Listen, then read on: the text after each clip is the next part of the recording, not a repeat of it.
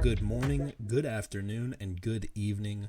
Welcome to the very first episode of Panda Rants. I am your host, Panda. On today's show, we've got NFL Week 8, who's good, who's bad, and why are all of them better than the Steelers? Following that, we have a Spooky Movie Monday with a quick review on Halloween Ends, the latest and final chapter of the Michael Myers saga. And after that is Keyboard Warriors, where I meet with Anonymous, a legend in the old school RuneScape community. We'll be talking RuneScape real-world trading, and it gets interrupted rudely. To finish off the show, we have our very first Panda Rant. Today I'm going to be ranting about dating, about meeting people in 2023. It's just a way for you guys to get to know me better, and honestly, it's just a place for me to bitch about my problems. So if you don't want to hear that, you probably shouldn't listen to it at the end. But it's at the end, so I guess you'll just have to wait until you hear it. But thank you all for being here. Let's get into some Week 8 NFL. NFL Week 8, we started on Thursday, the Bucks and the Bills. I'm just going to say it. The Bills aren't great. They're good. Don't get me wrong. The Bills are good. But they're not great. Their window might be closing, man. Josh Allen, 31 for 40. That's a solid stat line. 324 yards. 2 touchdowns, 1 interception. I love that. I love that for him. But then you have James Cook with 14 carries and 67 yards. You've got Khalil Shakir with 6 receptions for 92 yards. That's fire. 427 total yards for the Bills. 6.3 yards per play. All right, I'm going to walk back everything I just said. The Bills are good, not great, but they do have some pretty solid individual performances. I mean, what really messed them up was the London game. I think that threw them off, and maybe I'm hollering, maybe I'm not, but truthfully did not seem, they just don't seem like the Buffalo Bills that we know and love and respect. I'm a Steelers fan, so don't get me wrong. I'm not trying to sit here and suck the dick of the Bills. But they are a good team. Bills 24, Bucks 18. It was a good game up until the very end. It's been the first Thursday night game in a while that was actually watchable and enjoyable. So that was definitely something I was into. And then moving into Sunday, we had a lot of good games in the 1 o'clock slate. The Jets and the Giants. Jets win by 3 in overtime. Nobody wants to see a game go 10-10 into overtime. Give us 35-35. Up next, the one that is going to make me literally cry. Jags 20, Steelers 10. The Steelers offense is fucking pitiful, dude. Arguably the worst offense in football. I was discussing this with a friend yesterday. I don't think Matt Canada is the problem. I don't think he's helping. I don't think he's a cure to the problem, but he is definitely not the only issue. Mike Tomlin seems like he's lost control a little bit. He's always seemed like a driver. You know, he's in the front seat. He's got his foot on the gas. He's got 2 hands on the steering wheel. But it feels like he's getting lazy. It feels like he's slouched. He's got 1 hand at 12 o'clock on the steering wheel. Dude's eating some chips with his other hand, speeding through Pittsburgh. It's so fucking hard to watch. It makes me want to drown myself. Kenny Pickett hurt. So we have goddamn Mitch fucking Trubisky, who, mind you, where the fuck did he even come from? I'm from Ohio, so of course I know where he came from. Where's Mason Rudolph? He took us to the fucking playoffs last year. Kenny Pickett's in the locker room grabbing his fucking rib, and you're going to put Mitch Trubisky out there from the Bears? The Bears who have no idea what the fuck they're doing? Why? Why are we playing Mitch Trubisky? That's all I want to know. I want Mike Tomlin on the fucking phone, and I want him to tell me why the fuck Mason Rudolph didn't even get a preseason snap. He took us to the fucking playoffs. Anyways, the Steelers' offense is trash. We've got diva receivers who are above average. I'll give them that. George Pickens good. Deontay's good. Calvin Austin's good. Najee Harris is finally starting to run the ball more than 2 yards per fucking play. Maybe Matt Canada's figured out that Najee Harris, who's fucking massive, shouldn't be cutting it to the outside every single time he touches the ball. Jaylen Warren is good. I like Jaylen Warren a lot. I think he's got a little bit of work to do in terms of being like a top 10 NFL starting running back. But I do think he's got that dog in him. I think he could very easily come out next year or like the second half of this season and ball out. Because he has been balling out relative to his position in the organization, in the franchise. But that dude hits the spin move like me playing fucking NCAA 13. That dude is spinning and spinning and spinning. And winning on winning on winning. Except for not, because the Steelers are fucking garbage. But anyways, the Jags are good. I'm having a hard time saying good things about the Jaguars right now. Trevor Lawrence is a dog. D-A-W-G, dog. He's a dog. I personally, I knew he was great in college. He was immaculate in college. But truthfully, I never saw Trevor Lawrence as a quarterback that goes from college to the NFL and succeeds. I think we all know that there are quarterbacks that are in college that changed the game of college football. Some of you may remember Colt McCoy. When he was in college, he was a fucking stud. And then he comes to the Browns and shits the bed. That's another story. The Browns are terrible. Fuck the Browns. I'm sorry to anybody listening, but fuck the Browns. Unless you're my friend. Anyways, what I was getting at was that Trevor Lawrence never gave me that it factor look. 24 for 32, 292 yards, a TD, and interception. The Steelers quarterbacks were a combined, oh my God, I'm going to throw up.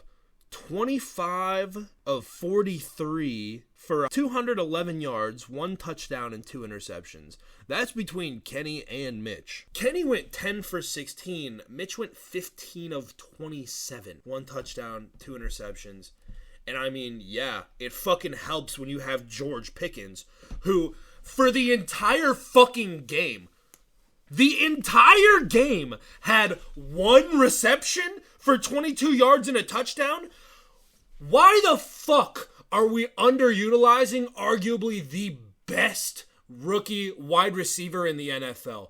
It's George fucking Pickens, dude. We've seen him make catches that Hines Ward, Santonio Holmes, all of these amazing Pittsburgh receivers. George Pickens has got that fucking dog in him. He has the potential to be Antonio Brown levels of Pittsburgh good. And I think it's because he has that bit of diva in him. Shout out to Big Cat, pardon my take.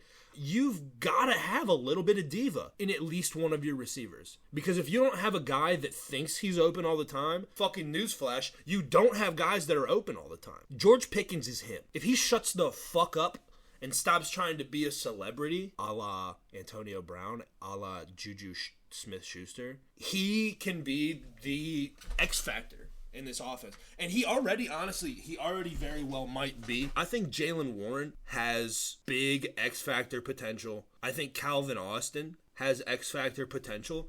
But I don't think it's anywhere near what George Pickens has. That dude, he's him. Shout out to George Pickens.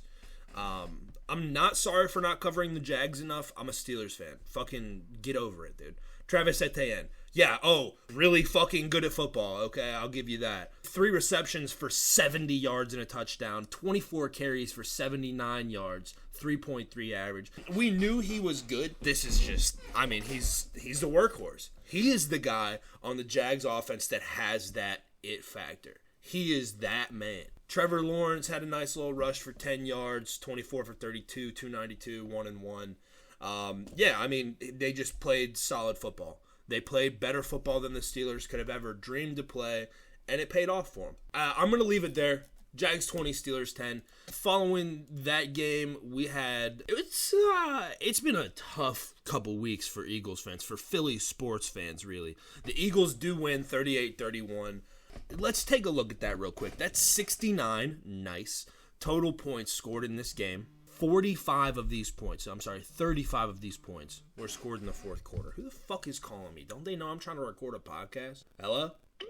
Oh, suck my dick. Hello? Get the fuck out of here, you... Jalen Hurts. Just...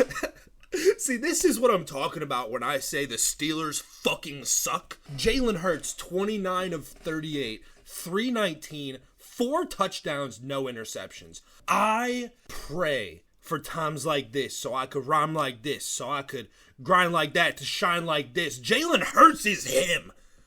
He is being carried by A.J. Brown. A.J. Brown is on another level. 8 receptions, 130 yards, 2 touchdowns. He's on another level. He has been for a long time. Maybe it's just me saying this, but it really feels like he's popped off in terms of recognition, recognizability, the ability to be recognized. I don't know, dude. I'm not a doctor. But, 8 for 132 touchdowns. That's just an insane stat line. DeAndre Swift, I got him on my fantasy team. I will bet him anytime touchdown score every week. I don't care. I won't look at the stats. I won't look at the projections. Don't care. DeAndre Swift and A.J. Brown to score every week. I would bet that for the last 8 games, that parlay would end up positive money. I'm throwing it out there. I'm not guaranteeing anything. Don't bet any more than you can afford to lose. Bet responsibly. But I will say that I think that shit hits more often than not. Sam Howell from the Commanders, 39 of 52. It would sound so much better if it was 40 of 53, but doesn't matter. 3 yards short of 400, 397, 4 touchdowns, 1 interception. How, dude? Like, what kind of PEDs are other teams in the NFL giving their quarterbacks? Why the fuck do I have to deal with Kenny Pickett? I'm sorry. Brian Robinson Jr., 10 carries, 59 yards, no touchdowns. Little workhorse action. That's not a bad stat line. This is my favorite part, though. We've got 4 different receivers from the Commanders with a touchdown. You've got Jahan Dotson, 8 receptions for 102 and a touchdown. Jamison Crowder, 7 for 95 and a touchdown. Terry McLaurin, 5 for 63 and a touchdown. And Logan Thomas, 6 for 44 and a touchdown. And if that isn't the best part, we have 9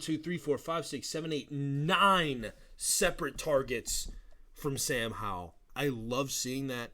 When the Steelers are doing well, I feel like that's how they're spreading it out. They've got 8, 9, 10 receivers, missing Pat Freiermuth, so that sucks. I will not stop talking about the Steelers for this entire segment. So if you hate the Steelers, you're going to fucking hate me. You should probably turn it off right now. And then you can follow me on Twitter and talk shit to me on Twitter, @DickyDinero. So that's the Eagles Commanders, 38-31 Eagles. It was an absolute nail-biter the entire time. It was a great game to watch. Rams Cowboys, 43-20 Cowboys.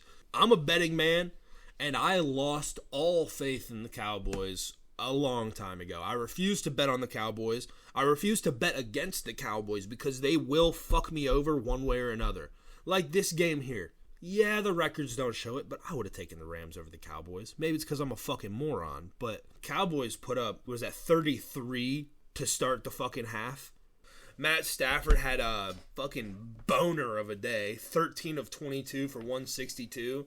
1 touchdown, 1 interception. He did get hurt. Brett Ripien came in, went 5 for 10 for 42. Not any better. Fucking terrible.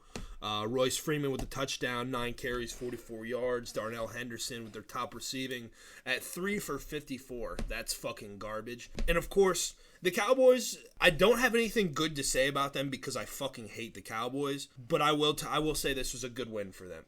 Dak Prescott, 25 of 31 for 304, 4 touchdowns and an interception. Dak went off. He looked calm. He looked cool. He looked collected. He went out and got the job done. Tony Pollard not doing shit. 12 carries for 53 yards. We had 6 different rushers at any given point. Cooper rushed 3 for -3. That's always a sad stat line to see. RIP. CeeDee Lamb is a bad motherfucker, dude. 12 receptions, 158 yards, 2 touchdowns. Brandon Cooks, 3 for 49 and a touchdown. Jake Ferguson, 4 for 47 and a touchdown.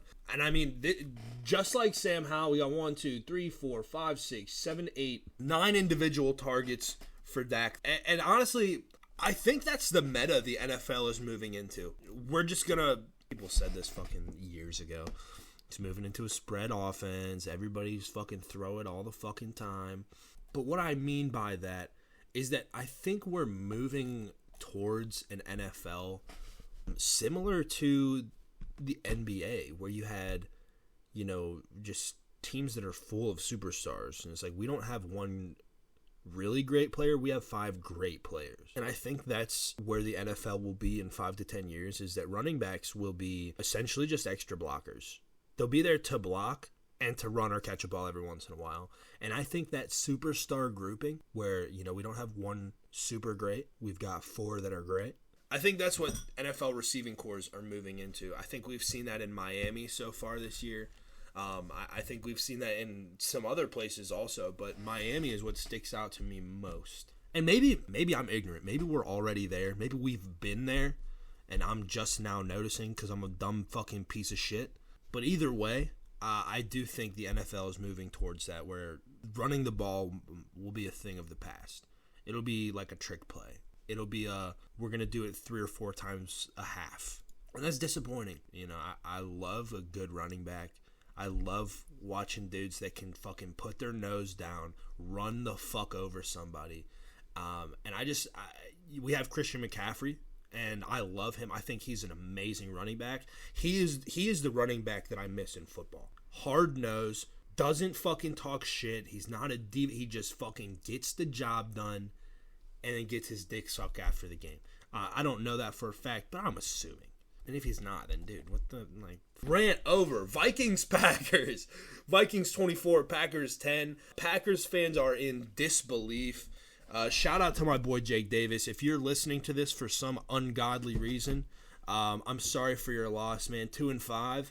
Man, not even the Steelers are that bad. I'm just saying. Jordan Love, 24 for 41, 229, 1 touchdown, 1 interception. Way better than Kenny Pickett. I'll give him that much. The Packers can get fucking destroyed by the 4-4 Vikings, but just make sure they play better than Kenny. I'm so upset about Kenny Pickett. Solid rushing from Jordan Love on the day, too. 4 carries, 34 yards. Aaron Jones, 7 for 29. A.J. Dillon, 6 for 11. The Packers just kind of really shit the bed. We've got 7 individual targets for Jordan Love. He had 1 touchdown to Romeo Doubs. I always thought it was Dobbs, but I don't fucking know. I'm not a doctor. 4 receptions, 18 yards, 1 touchdown. Pitiful. How the fuck do you have guys that are this good? A.J. Dillon, 5 receptions. Target him 12 times a fucking game. Jaden Reed, 4 receptions. Target him 12 times a game, dude. It just doesn't make sense. It doesn't make sense. Vikings, as most of you know, our boy Kirk went down mid-game. Love Kirk Cousins. Love what he stands for. He's just a stand-up guy. If you got to watch the NFL documentary, Quarterbacks, produced by Peyton Manning's company, follows Kirk Cousins, Patrick Mahomes, and Marcus Mariota from preseason up to the Super Bowl. It is a great documentary series. It's very chill. You can watch a little bit at a time. But that made me a giant Kirk Cousins fan. I loved seeing him just be a good dude. He's got a wife that cares about him. He's the all-American guy. I love Kirk Cousins. Anyways, Cam Akers, 9 for 19 with a touchdown. Kirk Cousins had a little bit of rushing action going on. I did not finish that, sorry. Kirk Cousins went out and Jaron Hall came in for him. 3 of 4, 23 yards. Not bad, not good. Nothing crazy. He came in and did what he was supposed to do. He did get sacked a little bit. He had 2 rushes for -1 yards total. 7 different receiving targets Sunday for Kirk and Jaron. KJ, 8 for 99. TJ Hawkinson, 6 for 88 with a tutty. Jordan Addison, 7 for 82 with a tutty. I love to see it. I like to see the Vikings succeed. They feel like one of those teams that growing up, they were always trash. I'm 26, if that tells you anything about when I grew up with the Vikings. But the Vikings were one of those teams that was, they had their moments. And I think they're still kind of at that point where they have their moments. They're 4-4. I don't think the Vikings are playoff bound by any chance. I don't think the Packers are either. But that's Vikings, Packers, Vikings 24, Packers 10. Moving on to a close one, we had Falcons and Titans. Falcons 23, Titans 28. The Falcons tried to pull it out in the fourth quarter, but they just couldn't. Will Levis. I'm not going to lie to you. I have no fucking idea who that is. Never heard of him before in my life. I'm opening him in a new tab right now because I've never fucking heard of him. All right, he was selected in the second round of the 2023 draft. That's impressive. Okay, that's impressive. I wish Kenny Pickett could be this good. Will Levis, 19 of 29. Okay, that's kind of not the best. 19 of 29, 238, 4 touchdowns, 0 interceptions. He was in the fucking draft last year. I don't fucking get it. What is Kenny Pickett not understanding? What about having 3 amazing receivers and 2 average to great running backs? What's the issue, Kenny? What's the issue, my guy? I love you. You're my quarterback. Big Ken. Big Ben to Big Ken. I've been saying it since May of 22. But you're really making me look like an asshole here, Kenny. Really making me look like an asshole, guy. Oh, Jesus. Anyways, Derrick Henry, 22 rushes, 101 yards. I mean, that's Derrick Henry. What are you going to do? D-Hop, 4 receptions for 128 yards. 32 yards per catch. This might be the craziest stat line of the entire weekend so far. It's Monday morning right now, so we got a game tonight. But D-Hop had 4 receptions, and 3 of them were touchdowns. 75% of the times he touched the ball ended in touchdowns. My man scored 18 points in 4 catches. What the fuck? Imagine being in the NHL and scoring 3 goals in 4 shots. I mean, it is D-Hop. We know he's good. He's always been good. But that's on another level. 32-yard average, 3 touchdowns. I'll stop right now. I'll stop. But what the fuck? That's godly numbers. Unheard of numbers. Falcons, I'll be honest with you. I didn't watch this game. But it looks like it was a fucking shit show for the Falcons, and maybe this game should have been 28-14 and not 23. Taylor Heineke, 12 for 21, 175, a touchdown. Okay. We had Desmond Ridder, 8 for 12, 71 yards. Okay. And Jonnu Smith, 0 completions for 1 attempt. I'm assuming that was like a double pass, some type of trickery. Bijan Robinson, he's a dog. Absolute dog. 11 carries, 62 yards, 1 touchdown. Those aren't dog stats. I will admit that. Those are not dog stats. But you watch that dude play, you can tell he's a dog. An absolutely solid day for the Falcons receiving corps, stepping up. You know, you have 2 quarterbacks that play in one game. You know something is fucked up. So we had 8 total targeted receivers for the Falcons. Drake London, 5 for 55. Kyle Pitts, 3 for 35. Matt Collins, 2 for 27. Not a great day all around. Scott Miller, 2 receptions, 1 touchdown. I love seeing that type of shit. Titans 28, Falcons 23. Not much else to say about that one. Patriots Dolphins. This one was not interesting at all, and then all of a sudden very interesting. I did think at one point that maybe the Patriots might come back and do something, I don't know, semi-cool, but they didn't. Dolphins 31, Patriots 17. Mac Jones, 19 of 29, 161, 2 touchdowns, 1 interception. That's not good. 161 passing yards? 161 passing yards? Come on, that Mac Jones. That's another quarterback who, absolute stud in college. Loved him in college. Gets the NFL.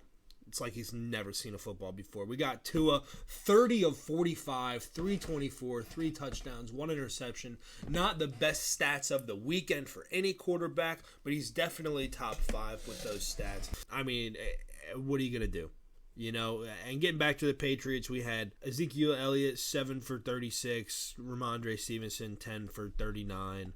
3, 6, 7, 8. 8 total receivers catching a ball from Mac Jones yesterday. We had Kendrick Bourne, 3 for 36 and a touchdown. Their receiving core, either their receivers suck or Mac Jones sucks, and I'm going to lean on it being fucking Mac Jones, if we're being honest. Getting to the Dolphins, you know, Tua had a fucking day. Raheem Mostert, 13 to 46, 1 touchdown. Jalen Waddle and Tyreek Hill having over 100 receiving yards in a single game is fucking, that's exciting football, dude. Jalen Waddle, 7 for 121 and a touchdown. Tyreek Hill, 8 for 112 and a touchdown. And this game, Tyreek Hill becomes the first NFL player to have a 1,000-yard season within the first 8 games. And that blew my fucking mind to hear that. Tyreek Hill has always been him. That's Tyreek Hill will go down as one of... No, never mind. I'm not going to finish that. He might not even be a Hall of Famer. He should be a Hall of Famer after today, but if he's not, I wouldn't be surprised. Chase Claypool, 1 reception, 15 yards, that fucking bum. Thank fuck he's out of Pittsburgh because I fucking hate that dude. Ever since that fucking game where we're going fast 2-minute offense, he catches the ball for the first down and starts flexing on the field. Chase Claypool, you're a bum. You're a crumb bum. You want to fight me? Hit me on my DMs on Twitter or on YouTube. I'll give you my address. You can pull the fuck up right now. I don't care. You're a bitch. You suck at being a football player. And you're a diva who has no reason to be a fucking diva. That's it. That's it. No reason for you to act the way that you're acting. You haven't produced shit in 2 years in the fucking NFL. Shut your fucking mouth and catch a fucking ball every once in a while. Dolphins 31, Patriots 17. I will end up relating every single one of these games to the Steelers somehow, I promise. Saints, Colts. Saints 38, Colts 27. I was not able to watch this game either. Gardner Minshew, though, 23 of 41, 213, 2 touchdowns, 1 interception. Not terrible. Not great, nothing to write home about. 213 yards. And that's why the Saints won this game, because Derek Carr had 4 less completions, 19 for 27, which is abysmal. That's an abysmal stat line. But 19 of 27 for 310 yards and 2 touchdowns. Yeah, I don't know what the Colts are doing. Maybe they're just running some shorter passes. But 23 completions for 213 or 19 completions for 310. I know who the fuck I'm taking. Derek Carr, I like the guy. Maybe because he's an NFL vet. I've known him since I was little. I don't know what it is, but I do like Derek Carr. I think he's a quarterback that you can trust in, a quarterback that can step in and get the job done. But I don't think it's like Derek Carr, we're going to the fucking playoffs. You know, Saints are 4-4. Derek Carr's not generational talent. Taysom Hill. Picked him up on my fantasy team in the draft, actually. I'm terrible at fantasy football. I drafted Taysom Hill late rounds. And he hasn't done jack shit, let me tell you. He has not done a single fucking thing. Today he throws 1 pass for 44 yards, 9 carries for 63 yards and 2 touchdowns, and then has 1 reception for 14 yards. As a fantasy owner, I love to see it. As a football fan, I'm just saying finally. Alvin Kamara, 17 for 59, 1 touchdown. For him, that's kind of a bad stat line. 3.5 yards average, 17 carries for 60 yards total. That's not his best work. I'm sure he's not happy about it, but he got on the board, scored for his team, helped them out. And I guess really at the end of the day, that's all you can ask for. Rashid Shaheed is an animal. 3 receptions, 153 yards. 51-yard average on 3 receptions and a touchdown. That's fucking bonkers. Rashid Shaheed, Michael Thomas, Alvin Kamara, Chris Olave. I mean, the Saints have a receiving core not as good as the Dolphins. I'm not going to get too crazy. But Michael Thomas, Chris Olave, Alvin Kamara, Taysom Hill to back him up, and then Rashid Shaheed? Shit, man. Again, the Saints are only 4-4, but it's early in the season. I could see them being a 10-11 win team. I can see that being in their future. Colts, Jonathan Taylor, workhorse, 12 for 95 rushing. Zach Moss, 11 for 66 and a TD. Not bad, not bad. You need Gardner Minshew to throw the ball more. 23 completions for only 213. That's pathetic. That's absolutely pathetic.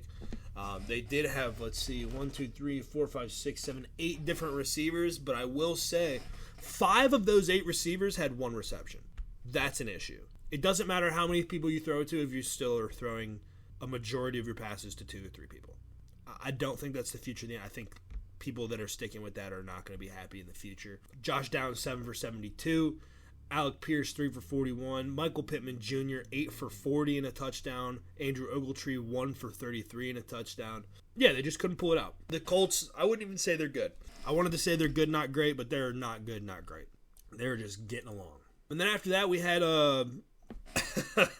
I would say I don't want to offend anybody, but I'll be honest, I don't give a fuck if I offend you by saying this. This was worse than watching the Jets and the Giants go to overtime at 10-10.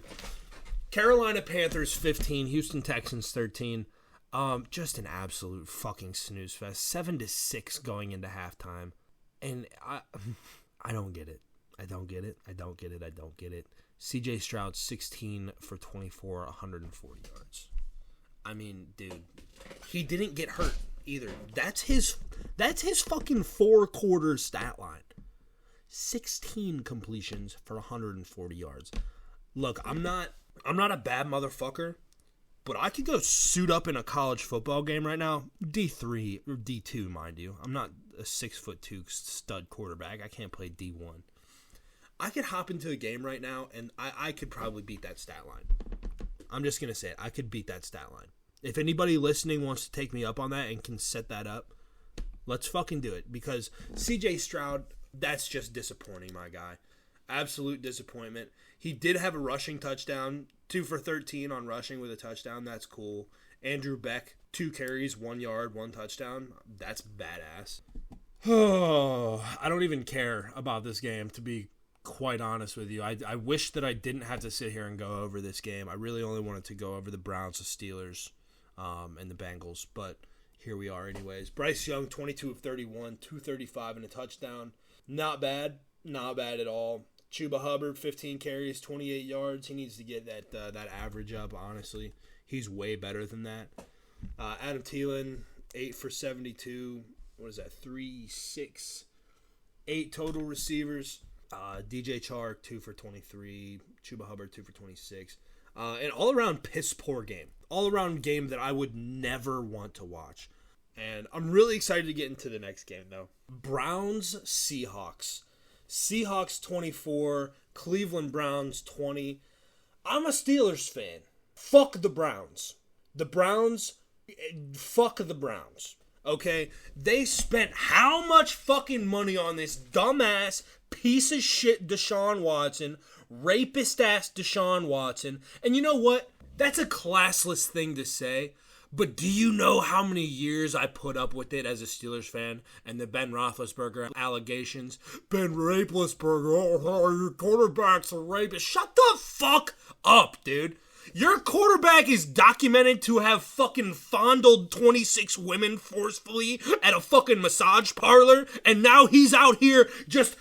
Oh, I don't feel like playing? No. The city of Cleveland is a fucking joke. Their front office, a fucking joke. Kevin Stefanski, not that bad. I like Kevin Stefanski. But let's get into the stats. This one I am so excited. Phillip Walker. Who the fuck is Phillip Walker? Look, I know you guys are Browns fans. You know who he is. But who the fuck is Phillip Walker, dude? 15 of 31, under a 50% completion rate, 248 yards, 1 touchdown, 2 interceptions. I mean, the dude's basically just throwing it to the other team. Kareem Hunt, I mean, I can't say anything bad about Kareem Hunt. 14 for 55 and a touchdown. As much as I do hate the Browns, I do like Kareem Hunt. I like Nick Chubb. I like Jerome Ford. I've always been a fan of Cleveland Browns running backs because I do think that they end up being the workhorse of the organization time and time again. Because when you have a different quarterback every fucking year, sometimes 2 a game, sometimes 4 per season, you can't get attached to your quarterback. And that also, in my opinion, leads you to not be able to get attached to receivers. Everybody that comes in is going to have a different play style, different people they like to throw to. Amari Cooper, 6 receptions, 89 yards. Dog. David Njoku, 4 for 77. Dog. Pierre Strong Jr. had 1 catch, but it was for 41 yards, so I'll give it to him. Dog. Elijah Moore, 2 for 30. Dog. It'll never change. I'm a Steelers fan. I fucking hate the Browns. I'll always hate the Browns. I don't care if the Browns win 8 Super Bowls in a row. I will still say they're the worst team in the NFL. So if you're getting upset by this little review of the Browns, don't be a fucking dweeb, okay? I know the Browns aren't terrible. They'll probably beat the Steelers second time around, but that's neither here nor there. We'll cross that bridge when we get to it.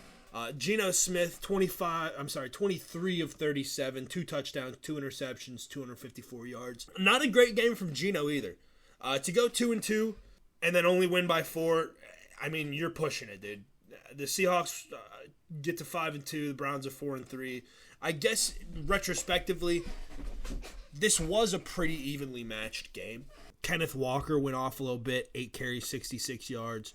Jake Bobo, I fucking love that name, dude. Fucking love that name.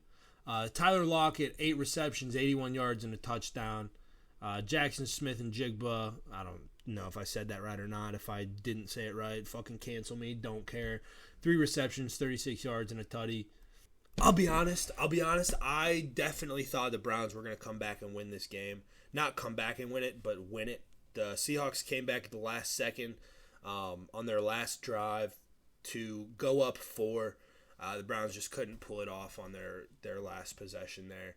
Super even total yardage, 385 to Cleveland, 362 Seattle. It was a solid game to watch. The Browns had way more first downs. Third down efficiency was kind of abysmal on both sides. Seahawks 20 less total plays than the Browns. I find that interesting. 8 punts total, 5 for Seattle, 3 for Cleveland. And this might come down to the 12th man. Time of possession is super in Cleveland's favor. Cleveland 36-40, Seattle 23-20. 2 interceptions by both quarterbacks. This was a very, very solid game. Objectively a solid game. Seattle not coming back to win this would have made them a bad team because the Browns are not a good team. Okay, all right, let me back up. The Browns are nowhere near a great team, but they're an okay team. I would put Steelers uniforms on the Browns offense and take that over what I'm dealing with in Pittsburgh right now. That's for sure, because that shit is fucking terrible. God, I fucking hate it. It's so bad. I hate it so much. I just want my team to be good again. You feel me? But that's Seahawks Browns. Seahawks 24, Browns 20. Moving on to Bengals 49ers. Whoo, boy. The Bengals put it on them, dude. 31-17 Cincinnati. We had some crazy stat lines here. Not too crazy, I guess. But Joe Burrow, 28-32. 4 incompletions all day. That's the guy that you want. 28 for 283, 3 touchdowns, no interceptions. Dog. Absolute dog. Brock Purdy looking like shit. Brock Purdy looks like a man that forgot how to fucking play football. 22 of 31, 365 yards. Love that. 1 touchdown, 2 interceptions. I mean, if your top rusher is your fucking quarterback, you know something's wrong. In what world does Brock Purdy have 3 more yards rushing than Christian McCaffrey on half the amount of carries? I don't think you can blame this one on Brock Purdy. Yeah, he had 2 interceptions. He's not looking as clean as he was at the beginning of the season. But this loss in particular, this one might be on CMC. Yeah, he had his 17th game in a row with a touchdown. I don't give a fuck about that. If your quarterback is out rushing you with half the carries, there's a problem. And it's either an offensive line problem and Brock's got to get the fuck out of there that many times. But if you're having a blocking problem, guess who you have in the fucking backfield?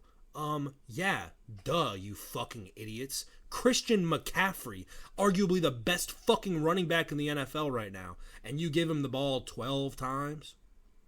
George Kittle had 9 receptions, and you give CMC the ball only 12 times in 4 quarters of NFL football? That's bad decision-making right there.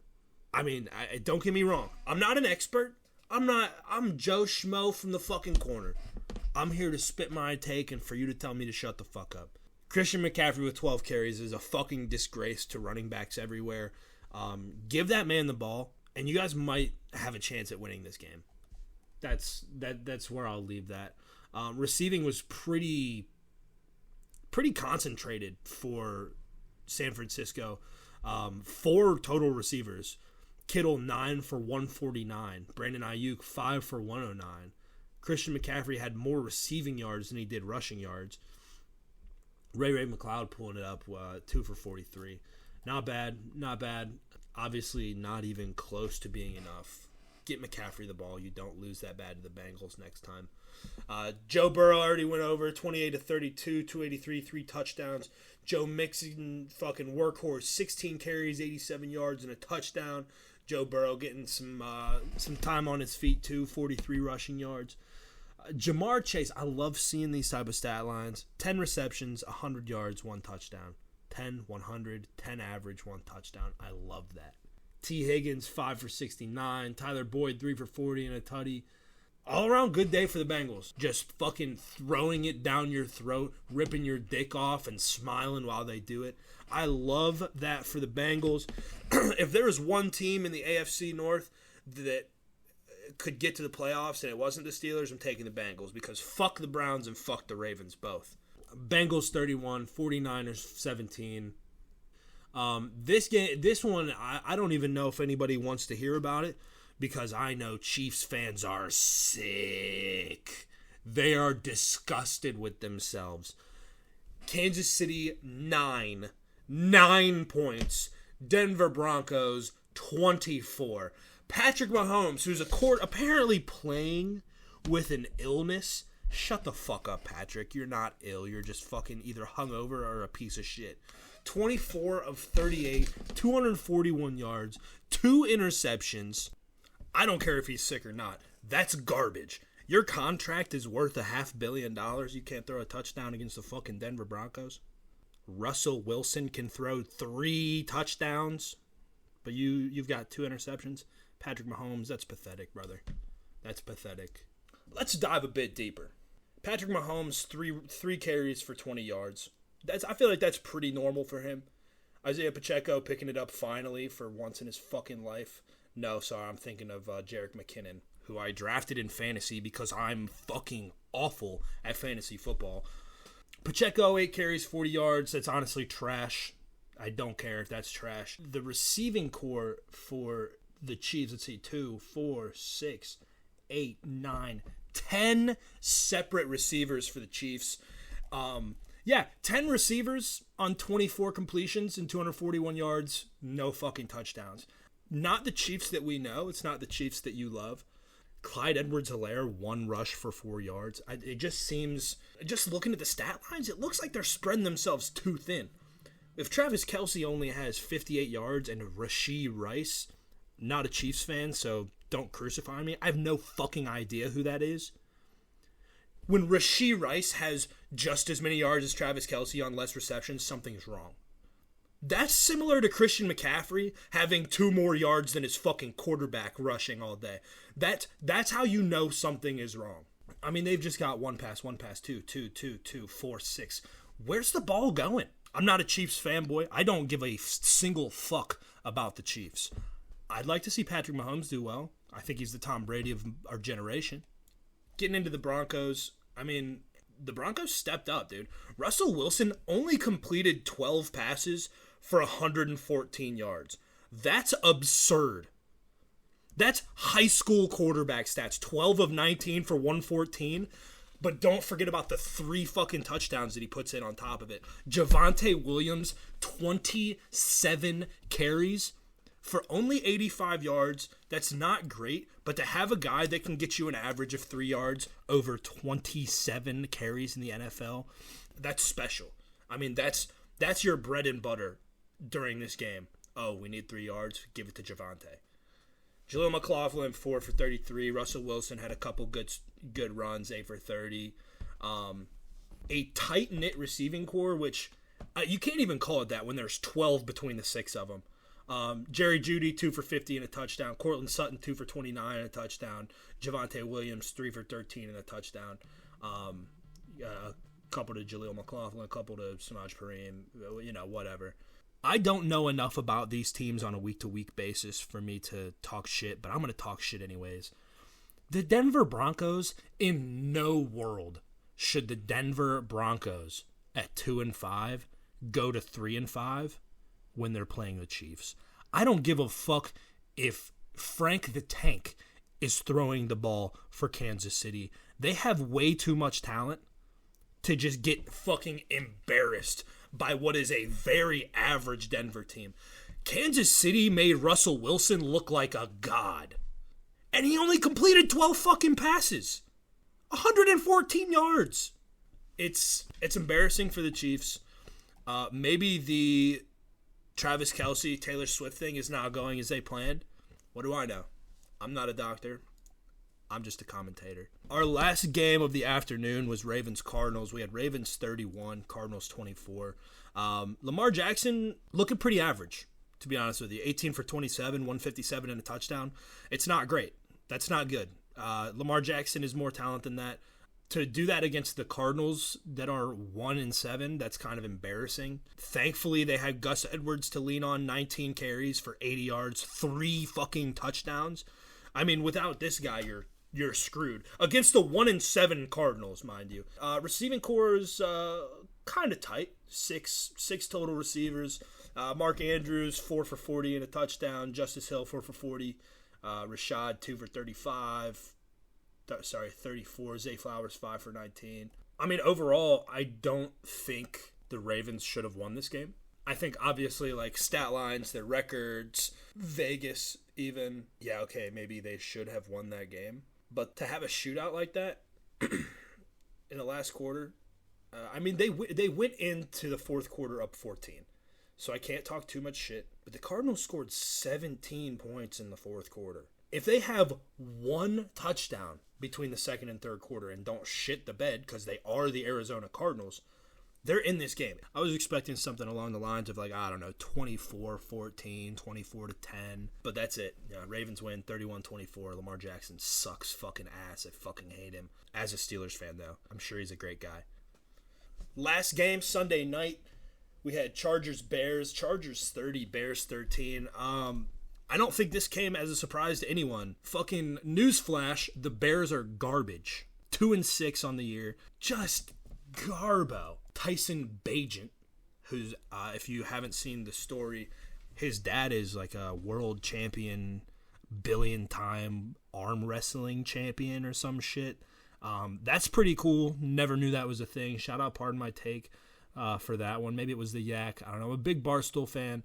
Deontay Foreman, 9 carries, 34 yards. Rashawn Johnson, 6 for 21. I don't know what's wrong with the Bears. Maybe one of you can tell me what the fuck is wrong with the Bears, other than just them being fucking terrible. Let's see, 1, 2, 3, 4, 5, 6, 7, 8, 9 total receivers with at least one reception. I'm not sure about targets. 25 of 37 for 232. That sounds good, but you throw no touchdowns and 2 interceptions in there, you're fucking garbage. I mean, these guys are just lucky that DJ Moore exists, and he only touched the ball 4 times. Justin Herbert might have just solidified himself as a quarterback that is close to as good as other people say he is.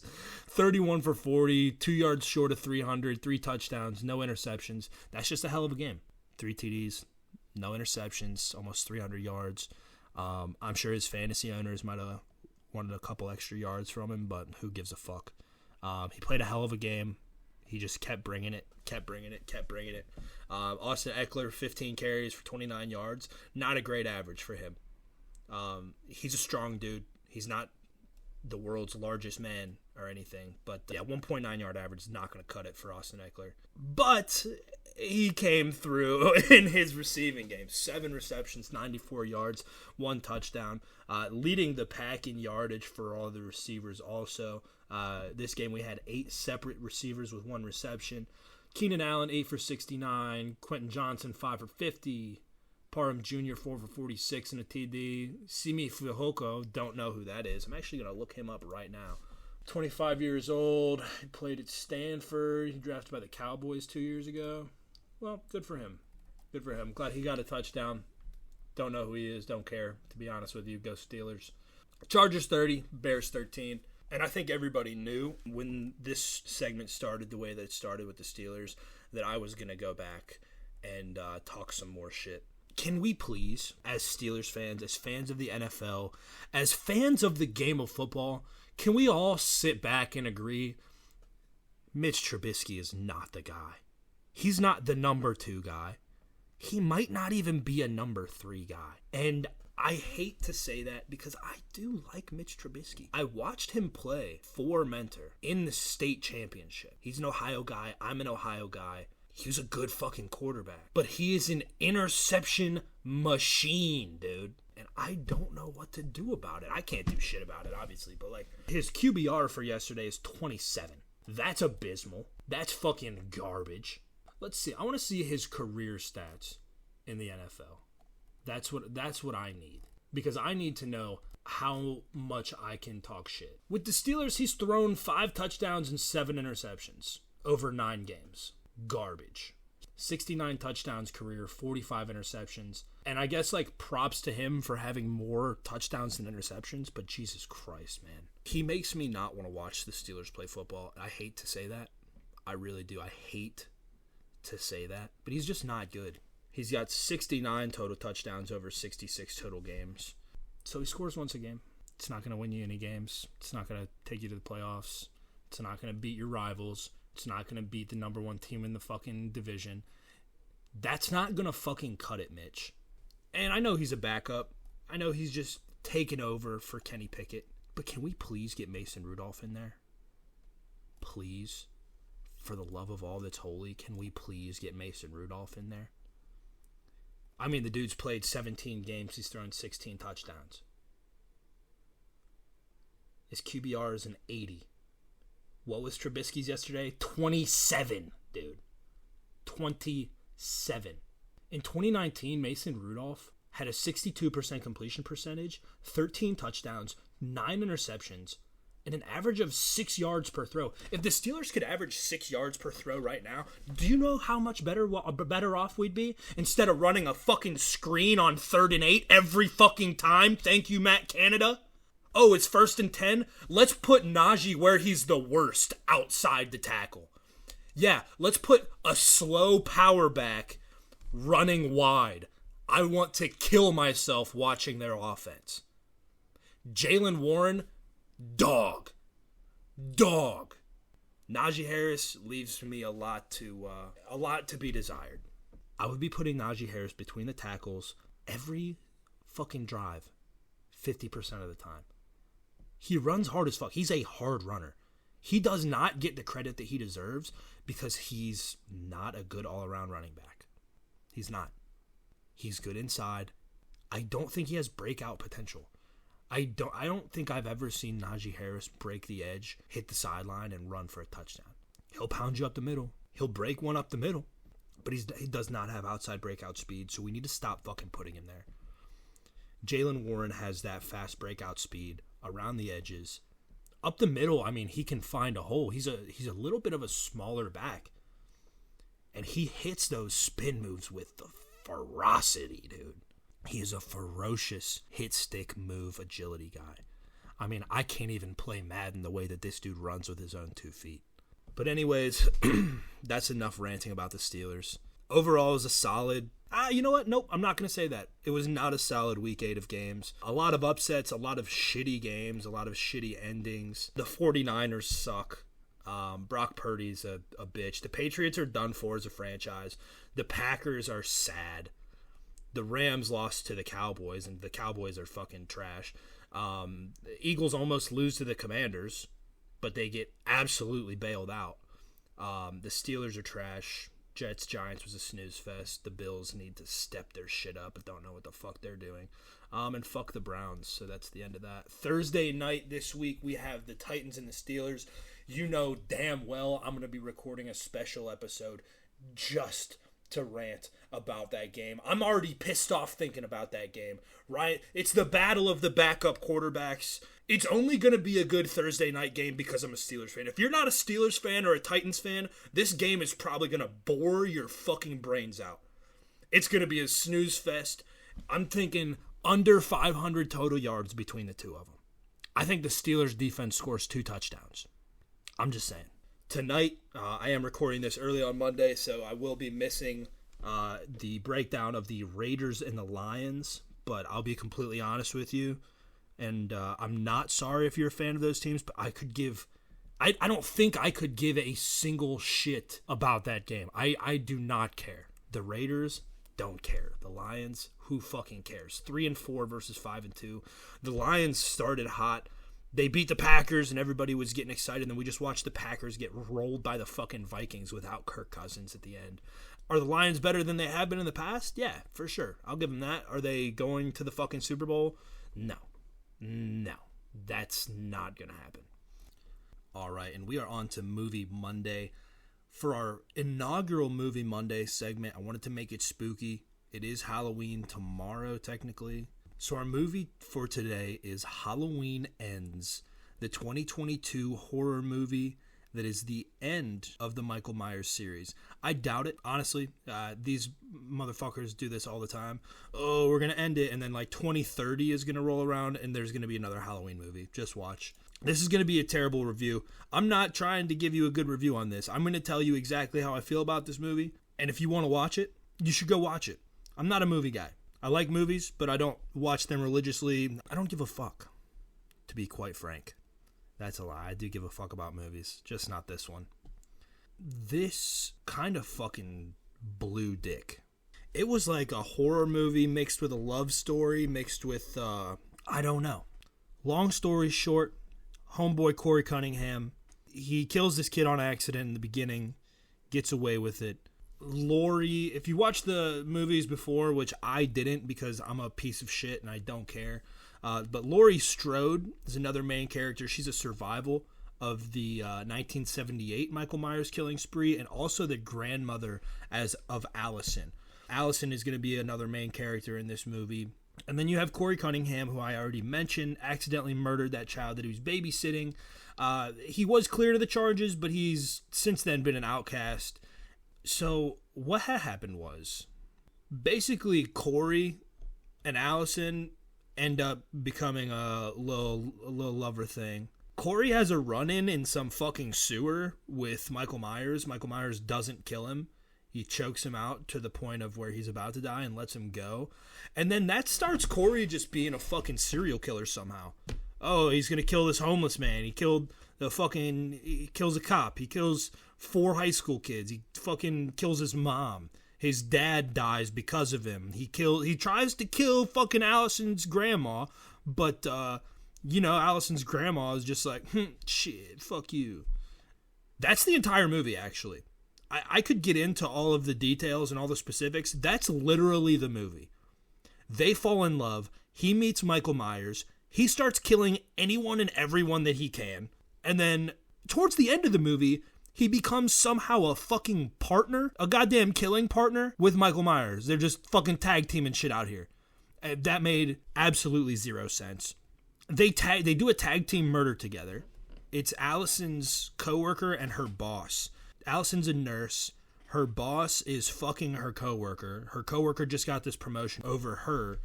And I think that was the whole reason that Corey was going to kill them, was he's like, oh, my girlfriend is sad because of these people, so I'm going to fucking tag team murder them with Michael Myers. Just an absolutely goofy premise for a horror movie. I thought the plot sucked ass. The action was good. I enjoyed the jumps and the the twists. Those were fun. They were good. They were good twists. But the way that we got there was garbage.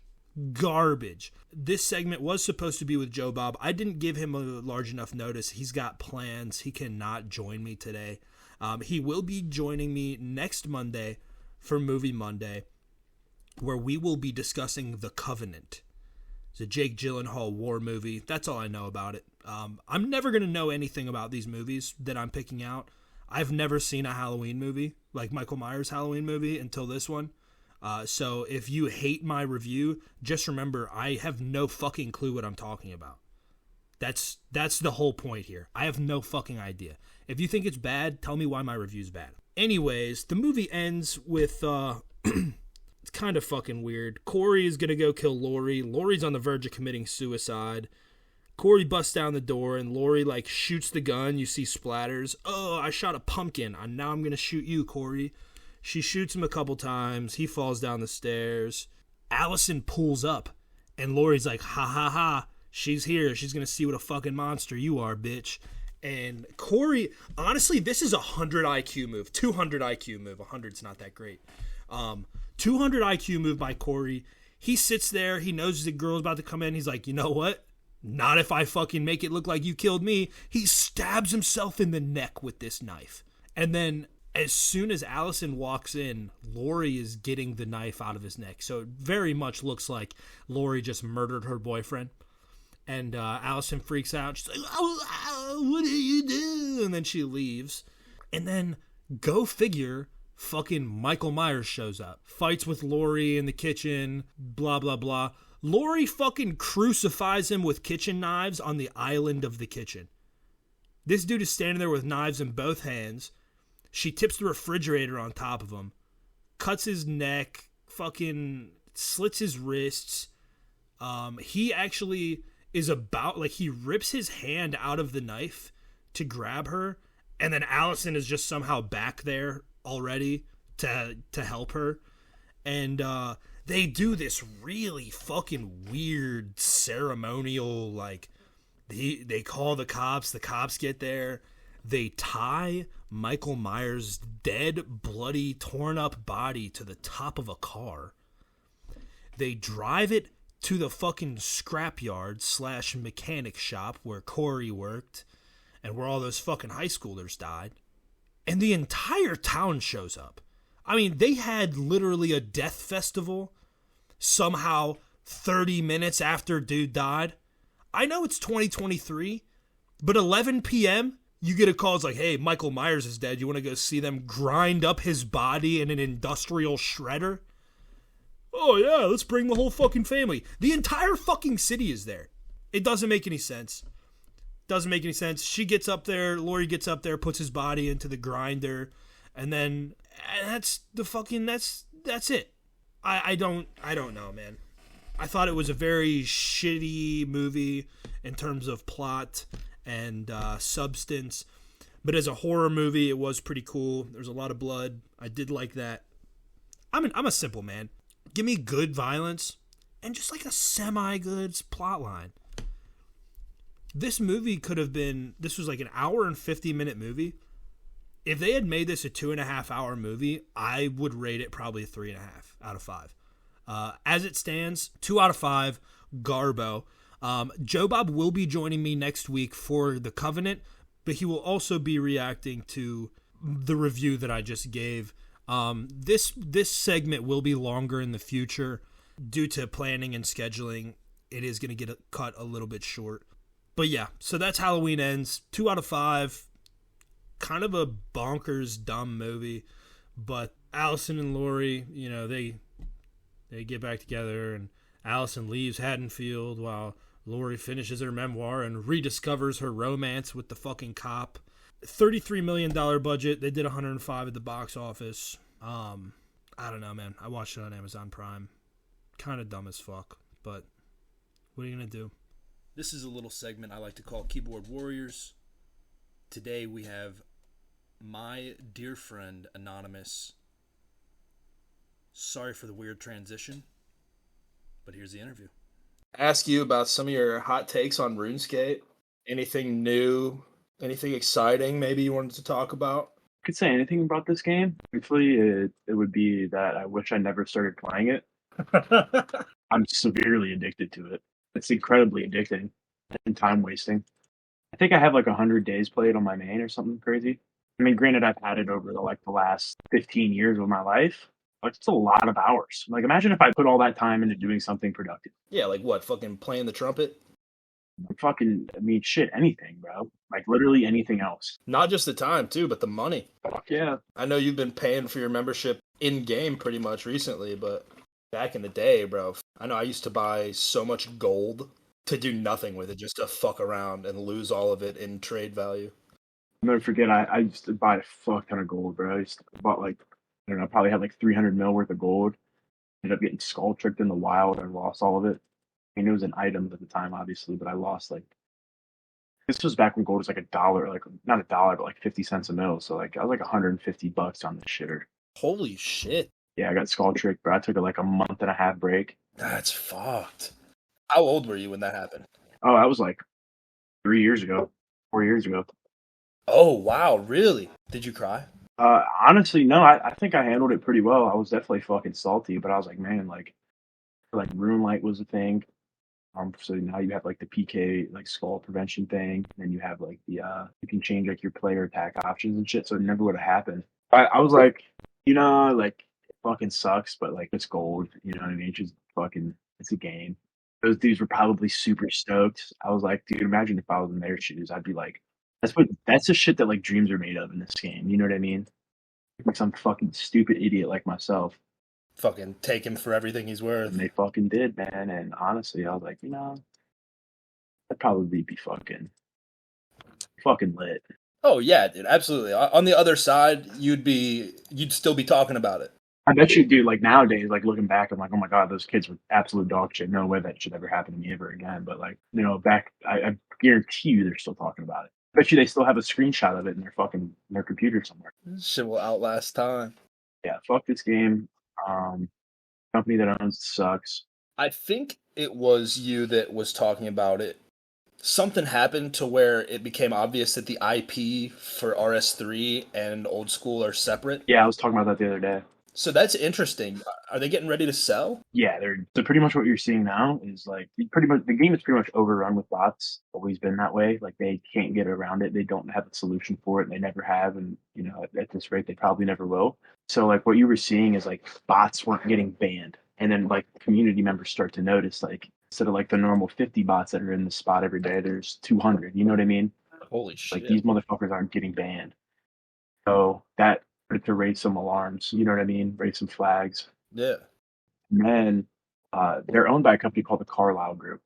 I guess they're up like they've made over $1 billion or a couple bill off of the RuneScape IP, acquired it like 10 years ago. So I mean, overall, great investment for them. But like now they're like in talks of like selling it and getting out from their investment, just letting another person handle it. You know what I mean? Another company take it over. So like they're not banning bots to like bolster the player count, like increase the player count. On RS3, microtransactions were always really bad. And so, what they did is they made this update called the Hero Pass or transaction hell, apparently. And like a fuck ton of players quit. A bunch of players came over to old school, player count increase by not just by bots, but by RS3 players. And that was a big moneymaker for them for a while. So like they're doing everything right now they're releasing all these updates, all this content, this and that to, buy bonds. They also did like a half off bond or a half off membership thing. It's where you could buy 4 years of membership for like, I don't know, a certain amount off, trying to increase that and make their next quarter earnings look fucking good so they can sell for, a higher valuation. But in the meantime, it's pissing off their player base and ruining their game. So they don't care about the long term of the game, of the community. They just care about, being out from under their investment, which I get. That's, hey, if I'm a shareholder in the Carlyle Group, fuck yeah. At this point, they're definitely thinking to themselves, how can we make this game look great on paper so that we can get the most amount of money for it? So like then you got to think, if you're a company looking to acquire Jagex or RuneScape IP or whatever, you're going to be doing your research into it, and I would say probably 25% of all content that is out there that is RuneScape related, like posts, videos, like videos are normally pretty negative. Like they have like weekly community channels where they'll post, weekly clips from the community, and every week it's something new that's bad. So it's like there's a lot of bad PR out there on RuneScape. So it's like if you're a company looking to, take this company or buy Jagex and buy the game, like you're looking into this shit. It's everywhere that RuneScape is completely overrun with bots. It's literally in every single video. There's YouTubers who dedicate their entire like career to finding bots and like talking about bots. I wonder if there's anybody has done any type of research into like what percentage of active daily and active monthly users are bots. Jagex released a statement like not too long ago talking about how many bots they ban a month or something like that, and it's in like the 100,000s. I'm pretty sure. God damn! Don't quote me on that, but I'm gonna quote you on that so hard. If that's the case, that makes them look so bad because there's still thousands of bots that go. They just get fucking overlooked every day. Look at the high scores. Pretty much every boss, if you look at the top 10, I would say 5 What the fuck? Bots. See, when I think of RuneScape, and obviously, like, yeah, I've played RuneScape for a long time. I was on Old School before it was called Old School, but I never thought of bots as, like, being that complex. And now in 2023, bro, like, that's insane. People are using bots to kill bosses. Does it like auto potion and like auto prayer? Like what? Dude, their bots are better at this game than actual players are for the most part. I mean, you have like a handful of members in the high level community that could outpace these bots in PVM and PvP, but like for the most part, it's fucked. It's why the economy is the way that it is in this game. Like it's everything is fucking botted, but at the same time, it's like I couldn't imagine this game without bots. Like how expensive everything would be and how low supply. Because no one wants to. That's the thing with this game is every piece of content in this game is made to suck your time. It's made to make you spend more time, more money on bonds. Yeah, You know what I mean? every activity outside of like questing or going after a certain boss, like that's all I ever felt when I was playing RuneScape. But I think that's why I like shy away from it so much anymore is because I know that as soon as I get on, I'm going to be doing something monotonous and I don't want to do that. For hours. Whether it's fishing trawler, motherlode mine, or just like woodcutting or fire making, like the game, you're right. The game is set up for bots to thrive. It's all because of money, bro.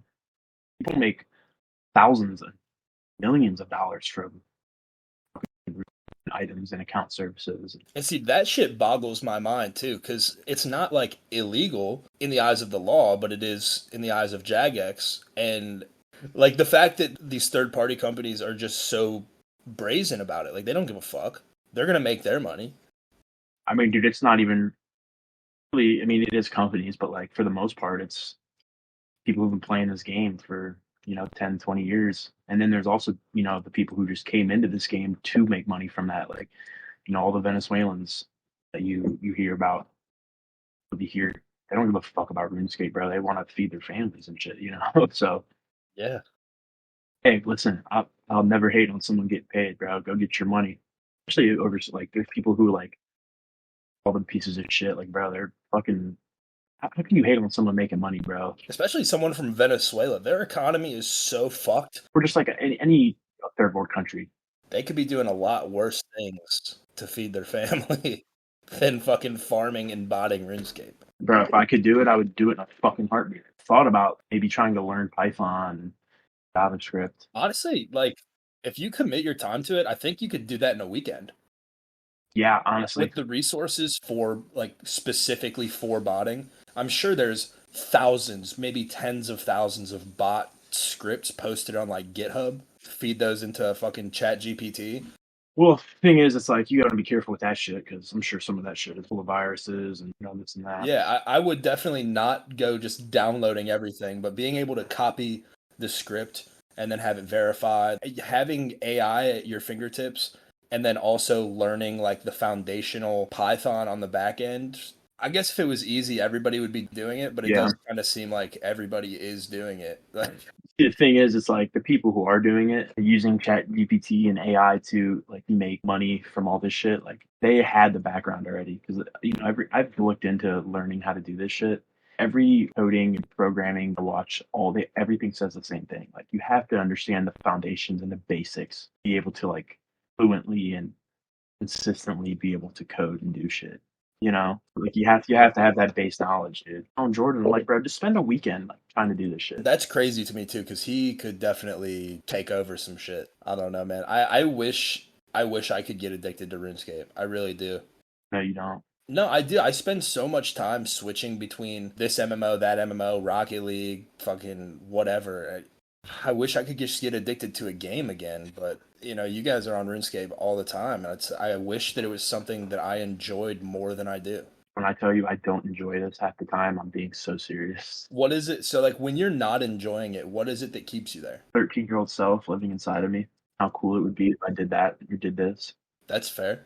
Maybe that's on me too for not being willing to try shit that I haven't tried before, or like do quests that I would never do. If you don't like love like monotonous shit and seeing it pay off in the end, it's just like goal setting. It's all it really is. That's why like I don't understand why there's so many bum ass fucking old school players like in game and shit. It's like, dude, you dedicated that much time to this game. Like, imagine what you could do if you applied yourself to something in the real world. Like, this interview was rudely interrupted by a recruiter. I'm looking for a job, so excuse this weird transition. You're good. That's dope. That is my bad. That's the second call I've gotten That's today. fire. I got 2 interviews tomorrow.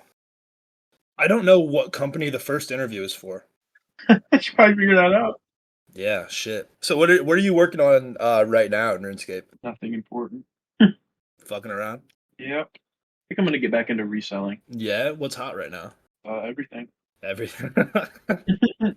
Everything and nothing, for real, bro. It depends on what you find. I mean, Now, are you talking like retail reselling or like thrifting, antique, like yard sale type deal? reselling in general. I'd love to go to an estate sale soon. I have so much fun.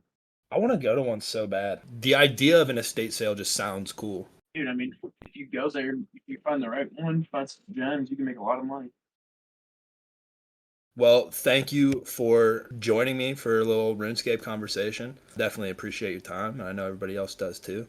You have anything that you want to say or promote before we get out of here? Ah, All right, brother. Well, I definitely appreciate it, and hopefully we can do this again soon.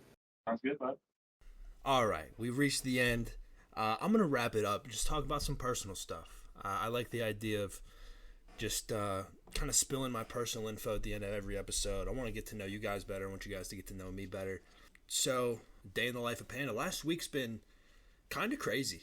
I met this girl on a dating app. Super cute. Instagram, out of my league. In person, not so much. Beautiful, gorgeous woman. Don't get me wrong. No, not hollering on her at all. Yet. So we go out on a Monday. We could go yesterday. A week ago today. We get some drinks. We get some more drinks. We take a shot. We get some chips and queso. We're shooting this shit. Like, talking. We ended up going to a bar after that and having a couple of beers. And we got into some content that people probably should not be getting into on the first date. But we were both a little inebriated. And we were vibing, honestly. Like, it was a great time. Would do it again.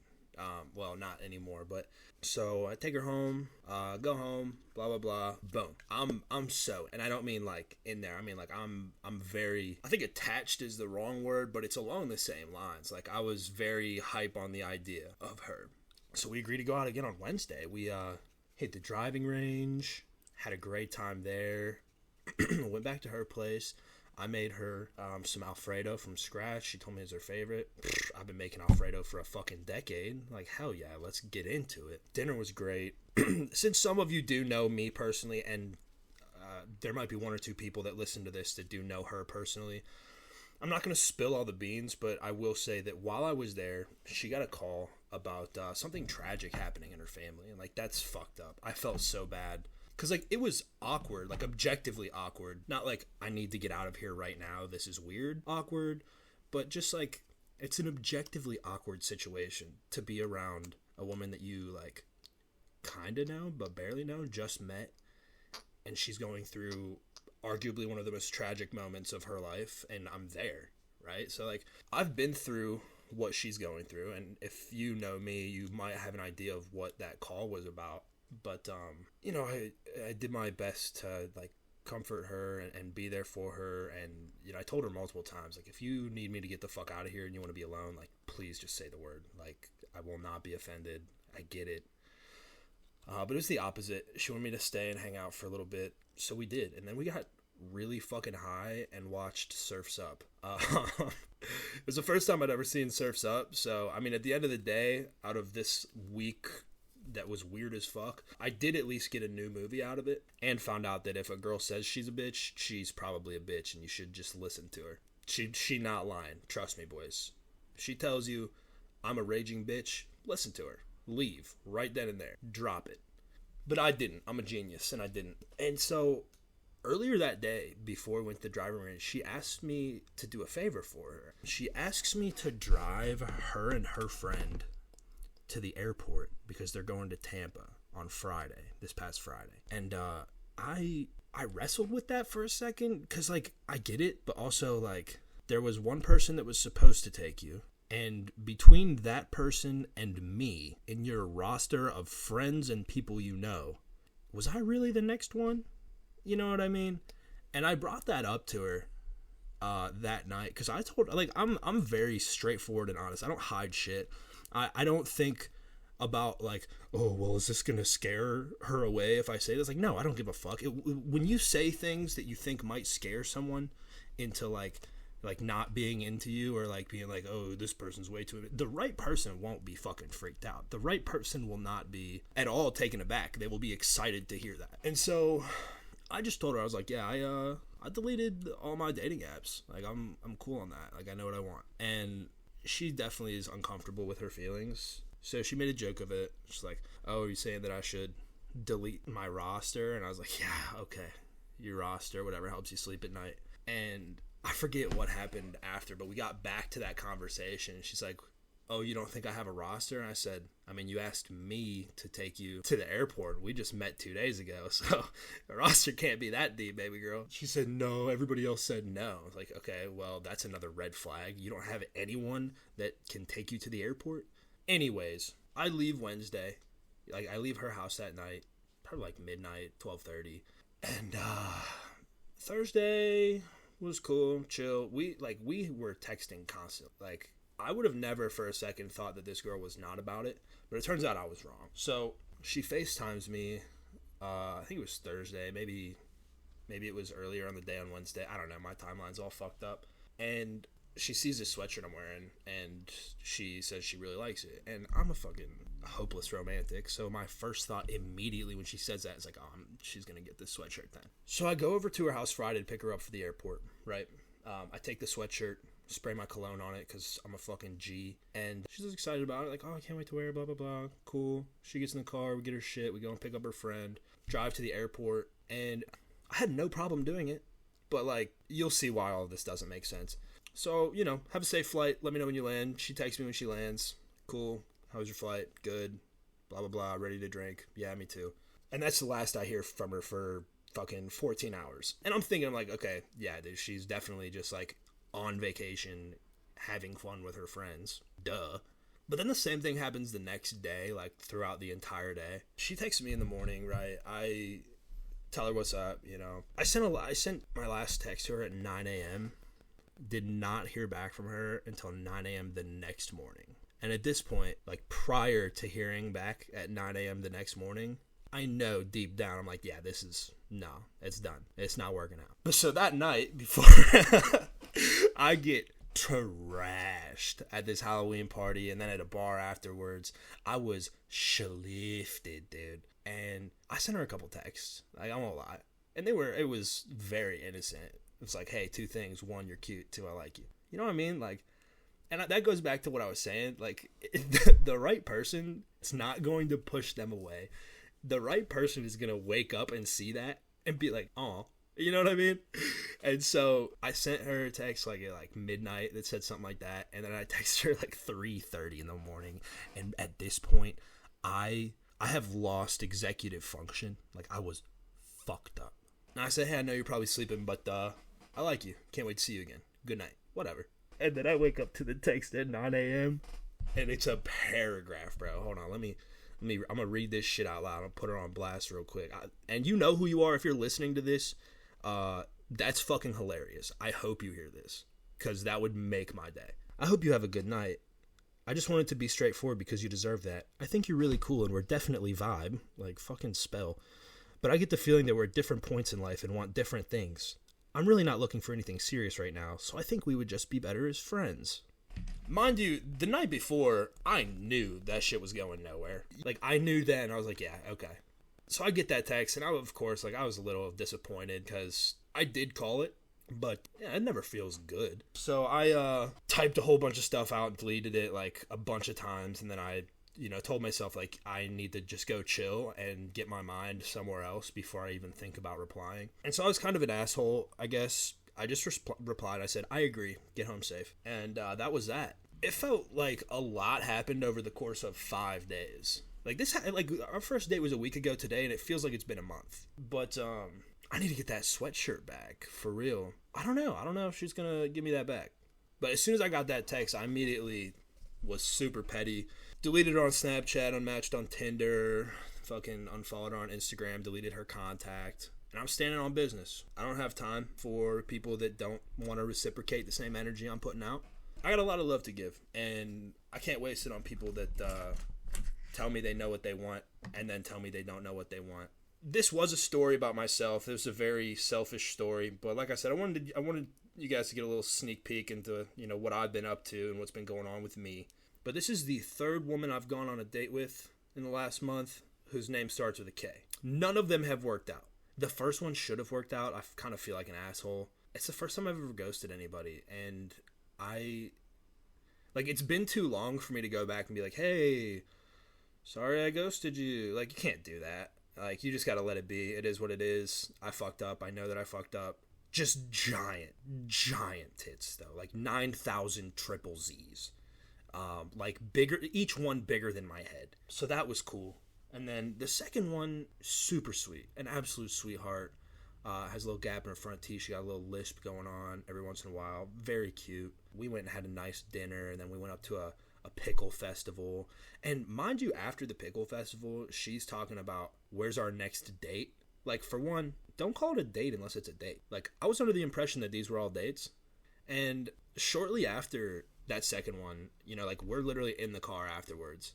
And she's talking about, like, oh my God, I know what we could do for our third date. We can go to this orchard and then get dinner there. They have a bar and they have all their own ciders. And I'm like, that sounds fucking dope. Like, I would love that. Yes, let's clock it in.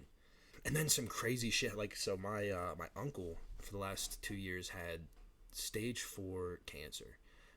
Very aggressive. He made it so much further than we all thought he would.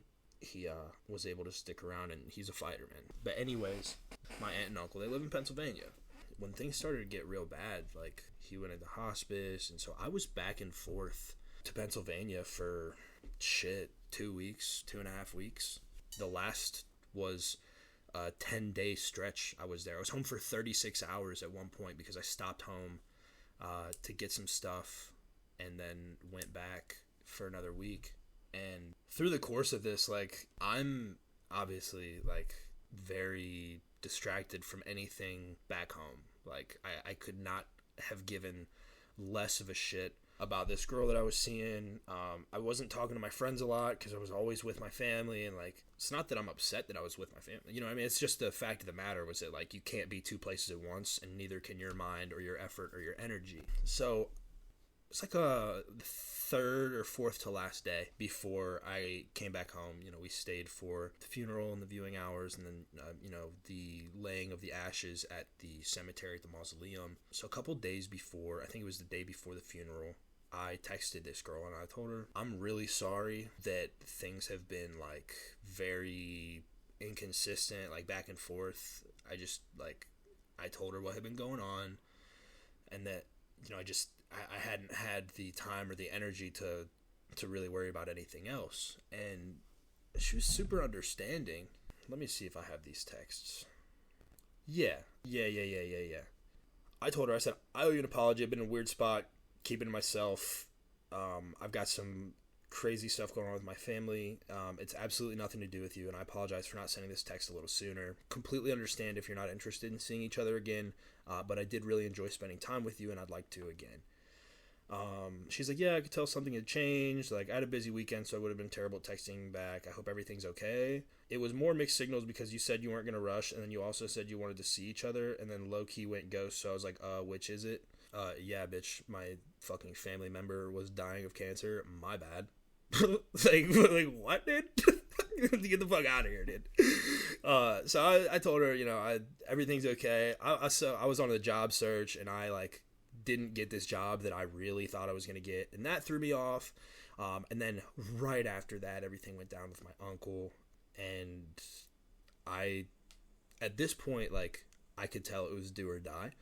So I told her, I said, I don't know if, maybe I don't know how dating works, but maybe it was a little vague when we talked about what we both wanted. I date for long term, and seeing you again means to me another step towards something long term.